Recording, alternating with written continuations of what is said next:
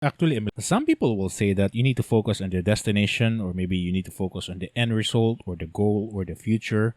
But also, some people will say that you need to trust the process, you need to enjoy the journey, enjoy the game, or enjoy the moment.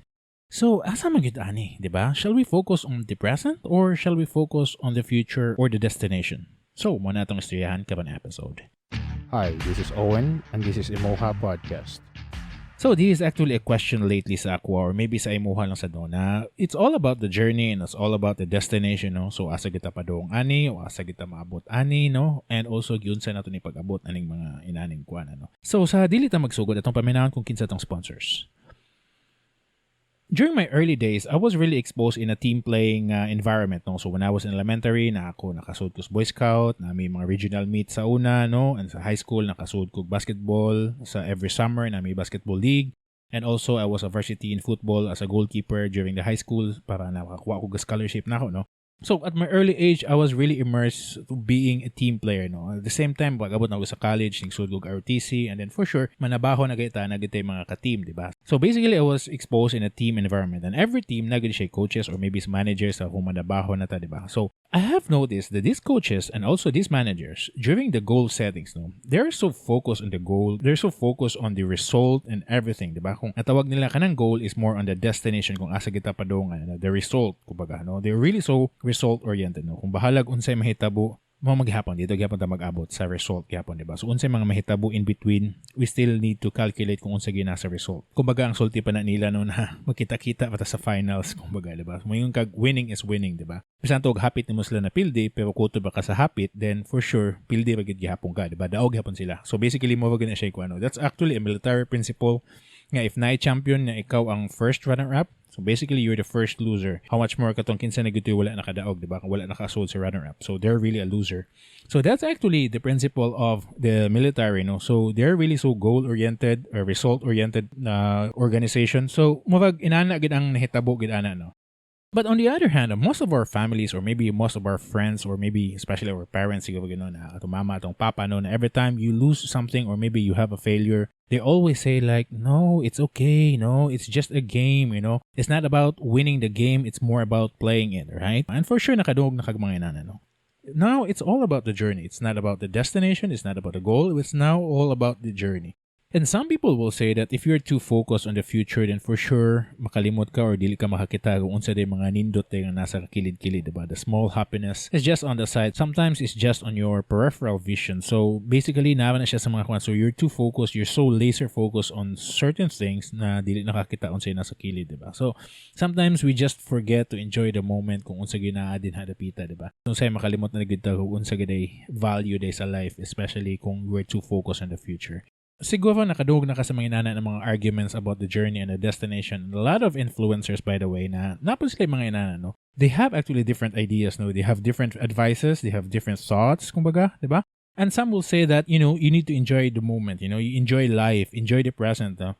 One of the famous thoughts about the today moment, no, is that today is a gift, that's why it's called present. Well, for sure, nakanoog na mo na because that's one of the famous line in Kung Fu Panda, no? And those are just like legit quotes or legit thoughts, no, na you need to, you know, enjoy the moment, no? Because future is just like a mystery, kumbaga. And some will say that you need to work hard first and then, you know, you need to have the sacrifices and, you know, after all, it's all about the results, di ba? So, you need to work hard first and then enjoy later. Diba? So, muna siya yung ano. But that's really so powerful quotes as well, no?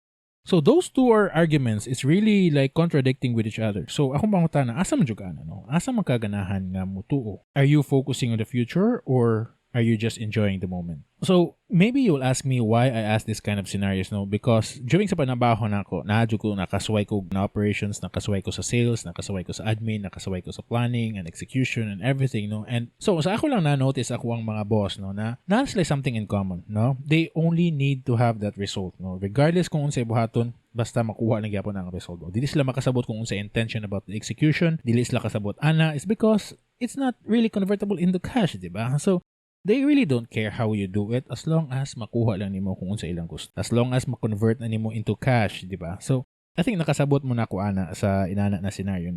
So now I will give you a better context na lang po siguro. No? So what if now if you are an influencer, maybe if you are one of the content creator no, and you really want to be monetized in your social media channel no. So sayo na kayo. Actually pwede ba gini mo paliton imo mga subscribers, paliton mo imo mga watch time, paliton mo mga followers, kung baga, 'di ba? Ang imong mga engagement, pwede naman siya paliton. Regardless sa imong journey no, you still get the result, 'di ba?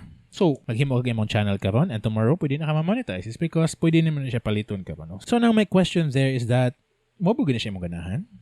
There's actually a thin line between both the destination and the journey, and it's more or less like a scenario to scenario, no? And the goal of this episode, as I will end it, is that it's not for you to choose which one is better if it's really the destination imo piliun or are you too focused on the present, but this is rather the eye-opener sa IMOHA or maybe sa ako po, no? And then also maybe consider to see something also in the destination or maybe in the journey. Maybe you're too focused on the destination, you're too focused on the journey, and usahay dili ni mo siya mabalance. I know it's really safe to say na makingon kag, yeah, okay, balance na to. But sometimes there's some scenarios that you need to, you need to decide which one is really best for that kind of scenarios, no?